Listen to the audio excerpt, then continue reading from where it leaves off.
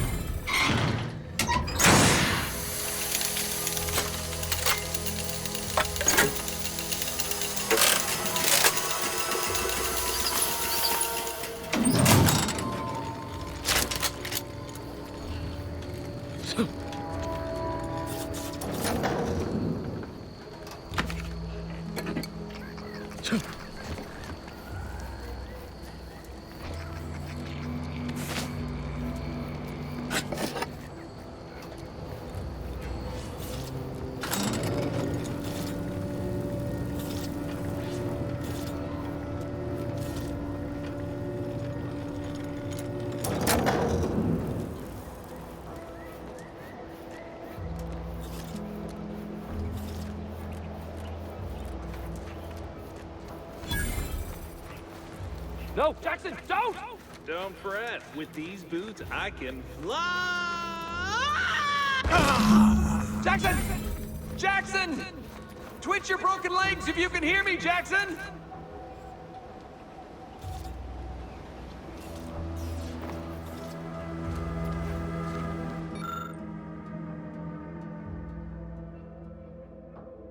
Oh, law. I can't believe he jumped that way. Sir, I know this isn't the time, but are they gonna put us to the gallows for this? What? No. That ain't how we operate in Auntie's Choice, Liza.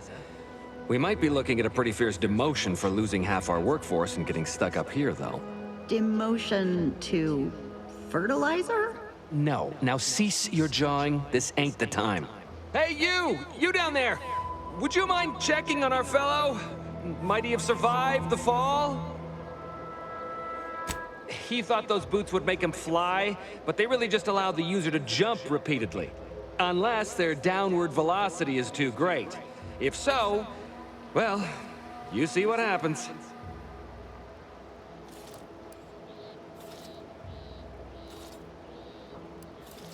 Not nearly as upset as we are. We've been stuck atop this machine since Ida, one of our new Protectorate acquisitions, had her gray matter scrambled by the height, jumped down, and landed right in its gears.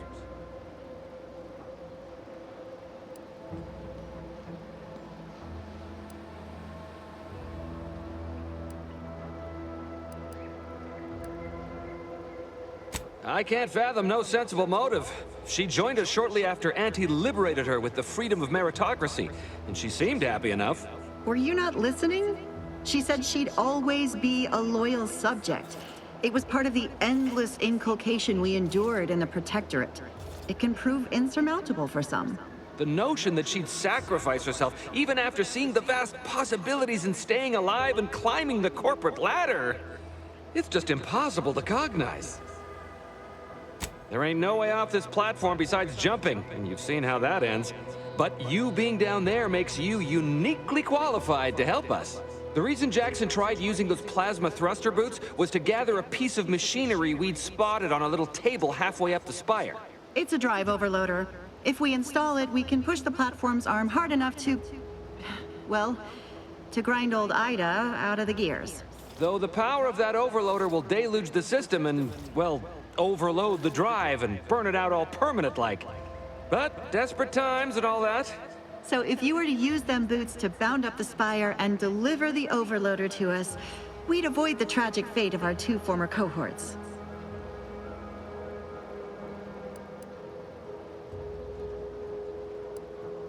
What? It's your duty as a subject to... No, Liza, remember, you're not Protectorate anymore. So, what have we talked about? A duties only. Discharged if the disbursement is dutifully deserving. Right. Sorry, I'm just a little flummoxed by being stranded up here. So, bits, stranger.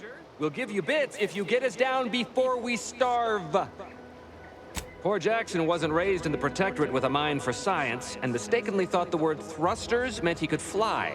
So he jumped the opposite way I told him. They're experimental. We'd not laid eyes on them before, but the data we found with them says they were actually designed to let people hop their way up the spire. If you activate the plasma thrusters when you're already airbound, they can give you a fair bit of extra boost. It should let you turn a quick hop into a surprisingly grand vault.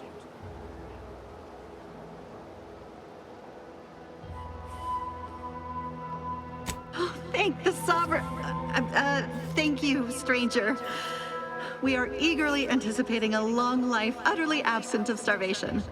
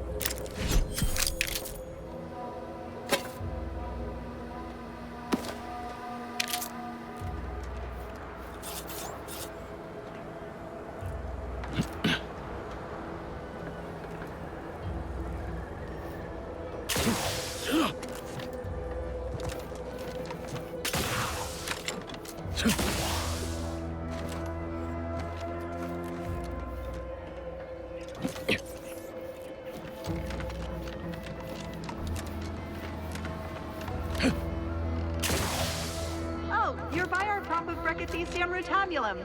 They're found in bandages and burn tinctures.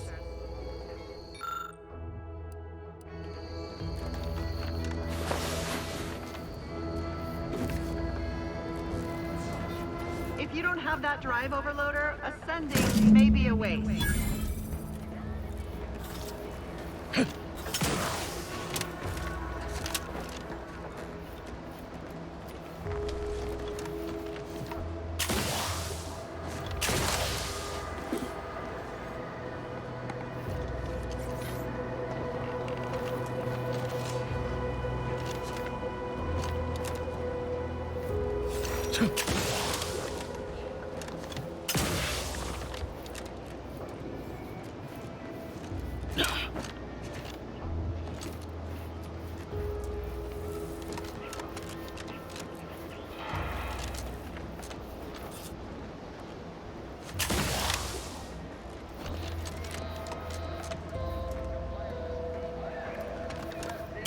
That's it? It was that easy? We've certainly found our way into a most harrowing circumstance, At least I'm glad I'm not alone. Please do hurry. I've lost count of how many meals we've missed, but it is closer to many than a few, and we're starving.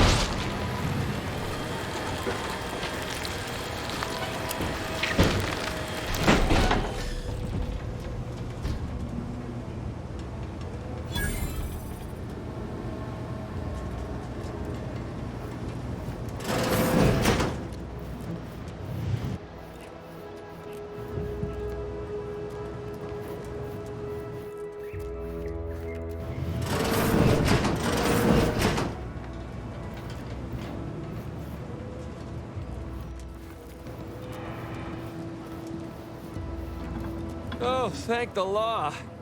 I never thought of myself as a vertiginous sort, but being trapped 100 meters in the air will make you reconsider. I mirror that sentiment, to be certain. In fact, Auntie will have to pay me triple if heights are to be involved. And isn't it grand to be in a system that allows me that freedom?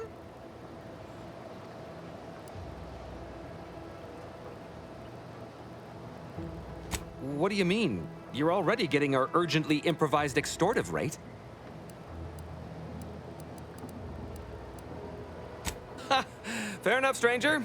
What with the day's festivities, I imagine all our cerebellums are mighty strained. Here's your reward for evacuating us with all our parts intact. I perhaps ain't as awash in currency as I'd prefer, so you can have my helmet as well. It was useful for identifying crops we'd missed in our harvest. But to be honest, I'd like a little distance from plants for a spell.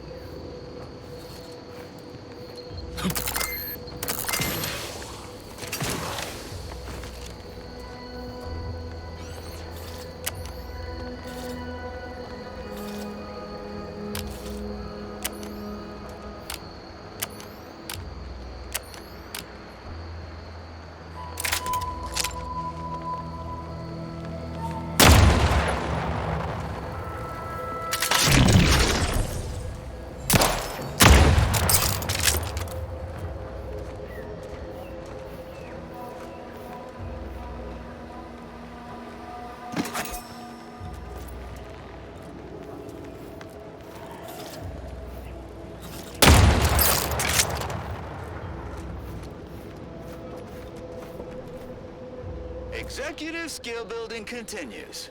Well, at least for me. Can't speak for my inept colleagues. Today's task, leverage teamwork and leadership to navigate a risky landscape blindfolded. Which you apparently interpreted as just shout at everyone. It's called delegating.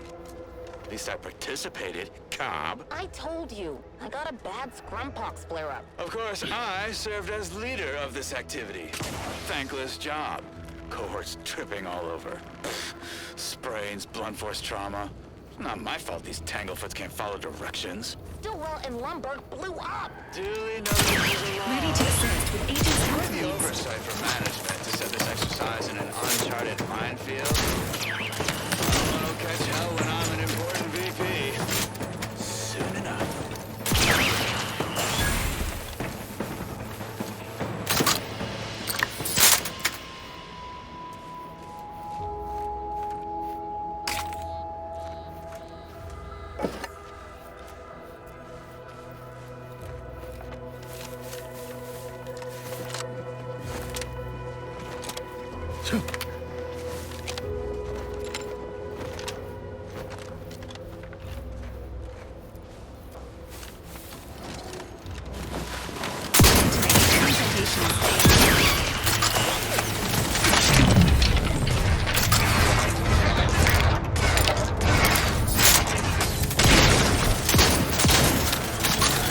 This unit is considered commander's well-being.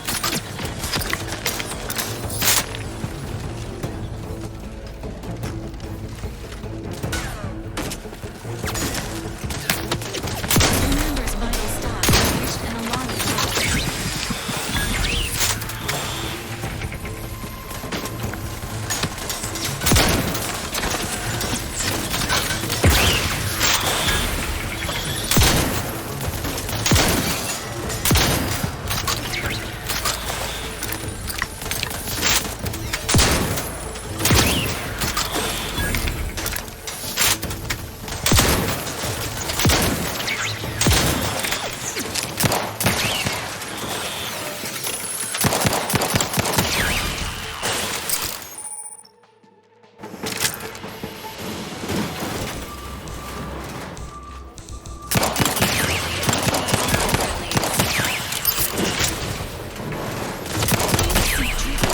Following trauma.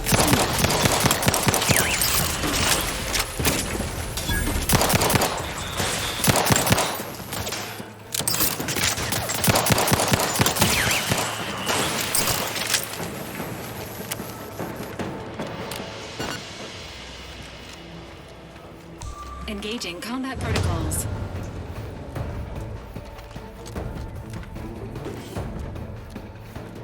Health benefits available at your request.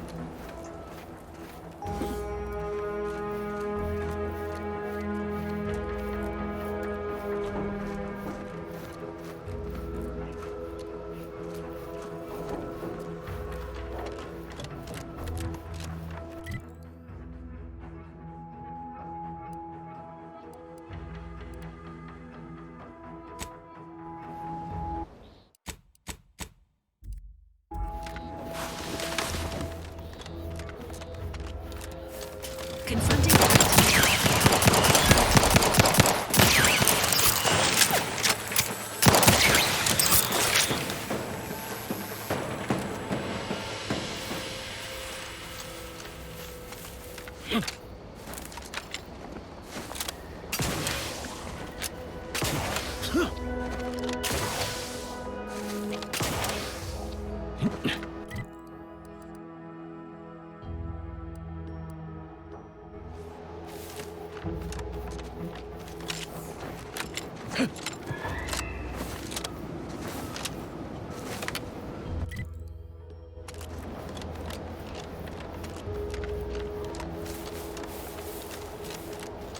This unit commends the commander on forgoing all other human camaraderie in order to focus on the mission.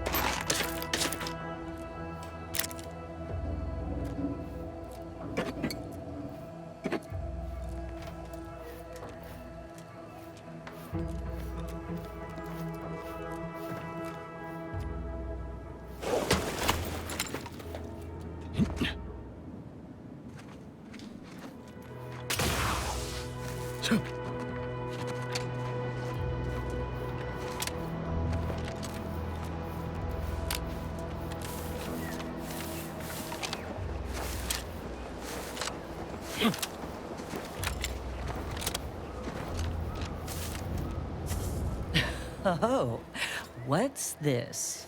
Non-protectorate personnel just sauntering up onto my porch, free as they please. Admit I'm accustomed to a higher standard of precaution. State your purpose, outsider, or exit yon way you came. I'd actually be convinced if I were less versed in such affairs. No matter, despite the bold display of false bravado, you lack the bluster of an Auntie's Choice spy. Excuse my circumspection. Uninvited callers have caused much of my misfortune of late. Although an intermeddling outsider like you may be just what I require. You travel freely. I'll forgo appealing to your sense of duty, as those outside the Protectorate lack such motivating principles. I presume you accept payment for services? In my role, I compile material providing special insight on other colonies. Items prohibited to others, news logs, serials, and the like. During recent troubles, unsavory elements removed certain items from my old office. Among them, a series which took considerable time to assemble.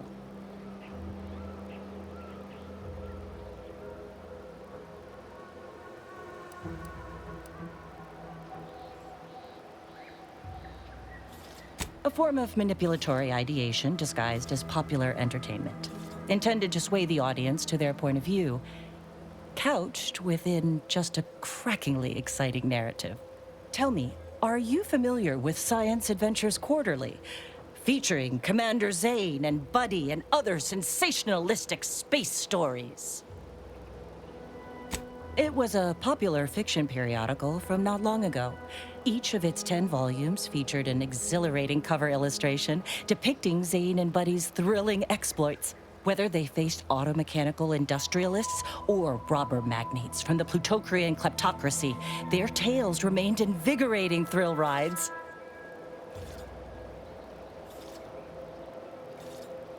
Ah, quite right. In fact, delightful. Once you have one of the 10 periodicals in hand, I will trade you for rarities and bits. May safety, amity, and ease be yours.